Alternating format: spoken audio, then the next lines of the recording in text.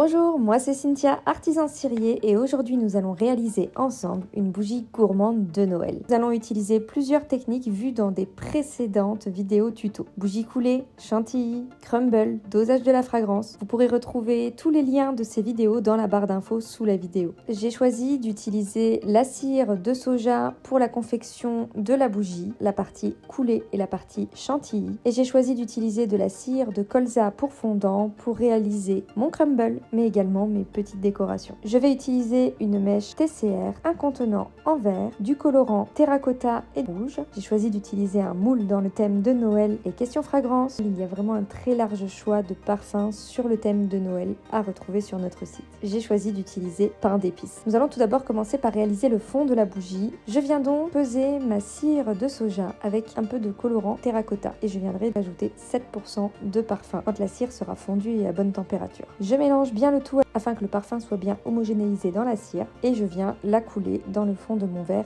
doucement. Quand la cire a commencé à cristalliser, je vais alors venir intégrer ma mèche et je vais venir appliquer une pression sur le centre de manière à ce que la cire cristallise bien. Il est possible à cette étape de s'aider d'un cale-mèche. Je vais ensuite venir couper mon crumble que j'ai réalisé au préalable dans la précédente vidéo et je viens le découper très finement à l'aide d'un couteau plat. Une fois la partie coulée de ma cire complètement cristallisée, je vais venir intégrer le crumble au-dessus de ma partie coulée. Vient maintenant le moment de préparer les petites décorations et je viens tout d'abord prendre mon moule et le chauffer avec mon pistolet à chaleur. Je vous rappelle que cette étape est très importante pour que l'intégralité de la cire épouse bien le moule et que tous les détails ressortent bien. Je me munis ensuite d'un petit pinceau très fin et de paillettes très fines et je vais venir l'appliquer sur les détails. Je pèse ensuite ma cire de colza. Une fois bien fondue, j'intègre mon colorant et mon parfum à 7%.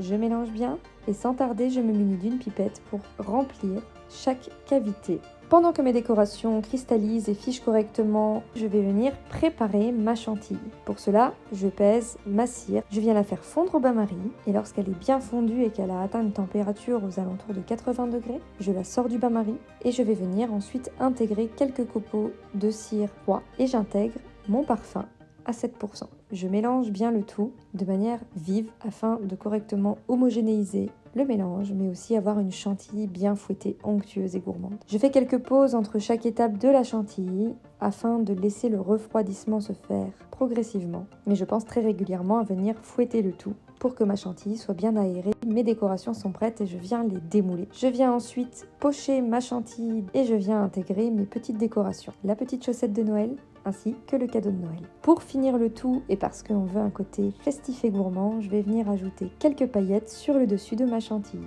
Ici, j'ai choisi des paillettes biodégradables marron. Je viens maintenant couper ma mèche à 1 cm et voilà, notre bougie gourmande de Noël est prête. N'hésitez pas à partager vos créations de Noël en nous identifiant, on sera vraiment très heureux de les voir. En attendant, je vous donne rendez-vous la semaine prochaine